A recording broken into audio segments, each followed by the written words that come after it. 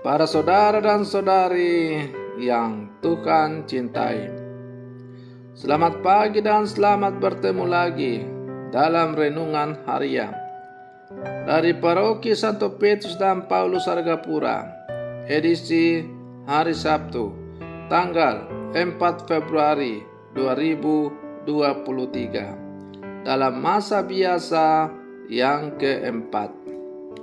Mengawali hari yang baru ini, kita hendak mendengar dan merenungkan sabda Tuhan.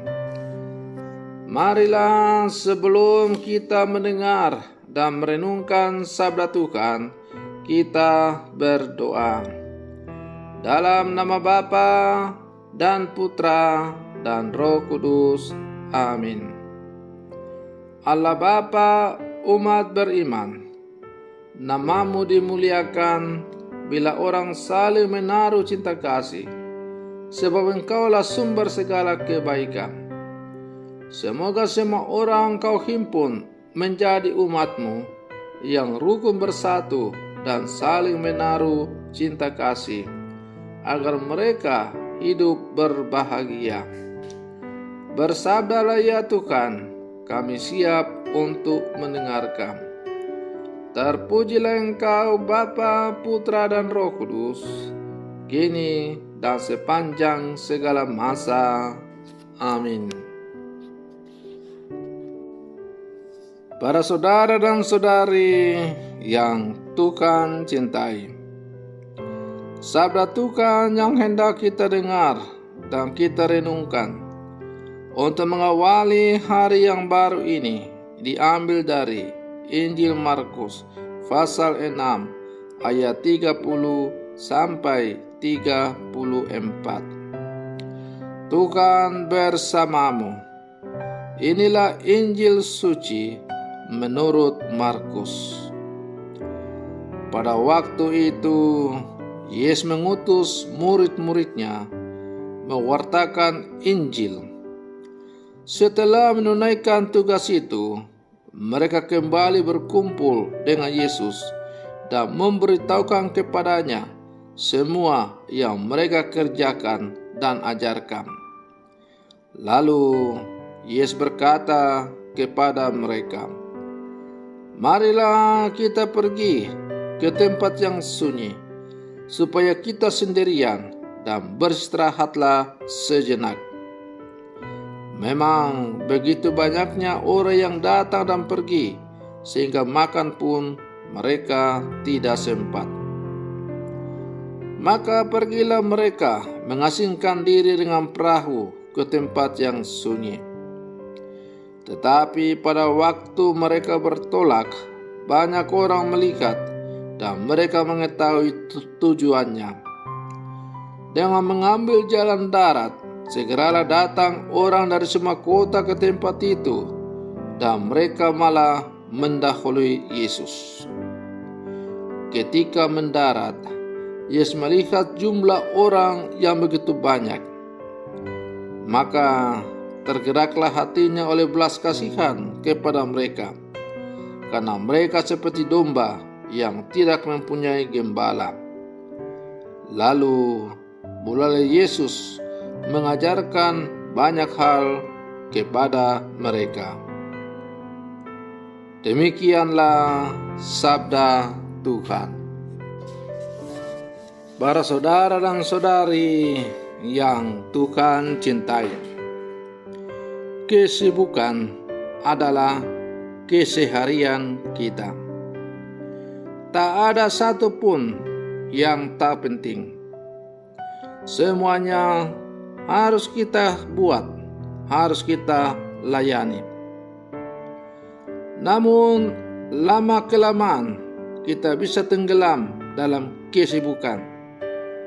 Akhirnya kita jatuh dalam aktivisme. Ketajaman kekuatan bisa berkurang, seperti parang atau kapak yang digunakan terus menjadi tumpul karena tidak pernah diasah. Maka hidup kita perlu diasah kembali. Itulah yang dialami Yesus yang kita dengar dalam bacaan Injil pada hari ini.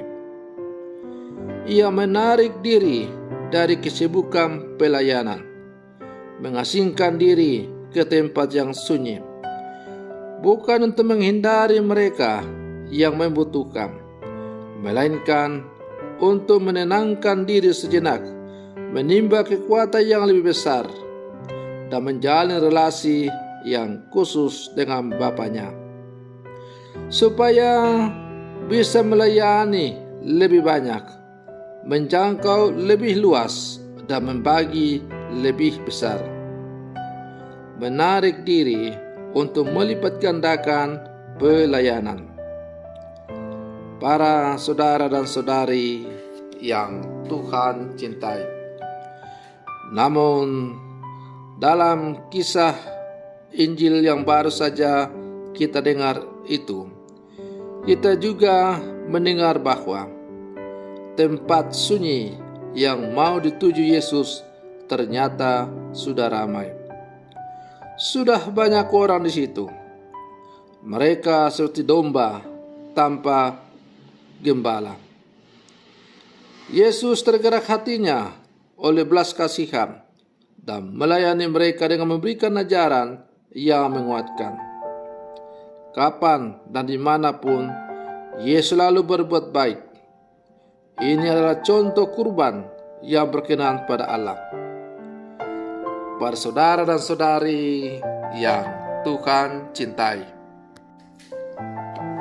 dengan demikian, melalui tindakan Yesus itu, kita mau diajarkan oleh Yesus bahwa meskipun dalam keadaan yang sangat lelah, janganlah menjadi pribadi yang kaku, yang tidak mau diganggu atau direpotkan. Dalam kenyataan sehari-hari, kesibukan dan kelelahan seringkali menjadi alasan untuk cuek. Untuk itu, Yesus memberi contoh. Selelah apapun, janganlah menjadi pribadi yang buta akan kebutuhan orang lain. Janganlah membekukan perasaan dan hati kita dengan alasan lelah, sehingga tidak lagi tergerak untuk menyalurkan rahmat Tuhan yang dipercayakan kepada kita. Para saudara dan saudari yang Tuhan cintai, maka sebagai murid-murid Yesus yang hidup di zaman sekarang, kita diajak untuk selalu menjalani hidup ini dengan sepantasnya, tidak kaku atau yang sewajarnya saja.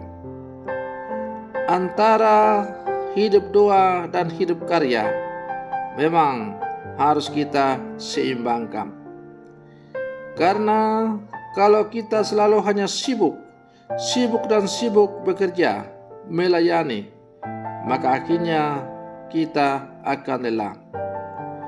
Ibarat kendaraan yang selalu kita pakai, tidak pernah kita servis, tidak pernah kita ganti oli, tidak pernah isi bensin. Lama-lama akhirnya kendaraan itu akan terduduk karena rusak.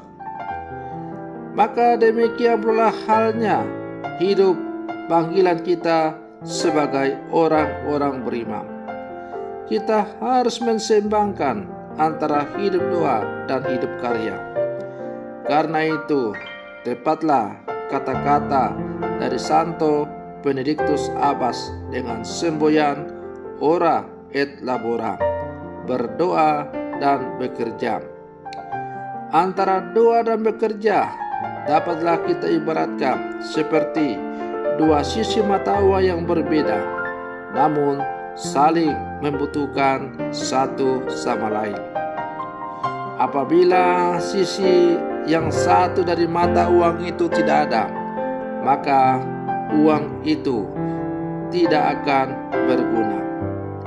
Demikian pula halnya kalau kita hanya sibuk bekerja melayani, kita akan jatuh dalam sikap aktivisme yang pada akhirnya membuat kita jenuh, merasa lelah, dan merasa tidak berguna.